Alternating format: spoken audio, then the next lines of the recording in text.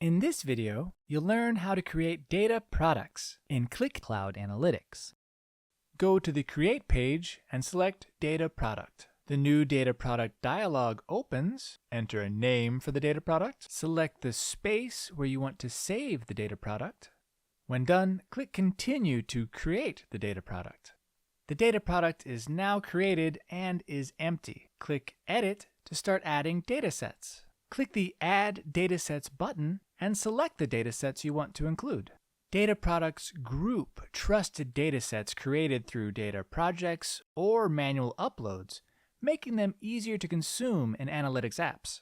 When done, click Confirm. You can now review and adjust the data product configuration pages. In this example, we'll save the configuration as is and make changes later. The datasets are now added to the data product. You can edit your data product at any time by clicking the Edit button. In general, you can update the name, space, description, and tags. In Datasets, you can view the datasets that make up your data product and add more if needed. On the Documentation page, you can add README information to provide context or usage instructions. In Glossaries, you can add existing glossaries to your data product.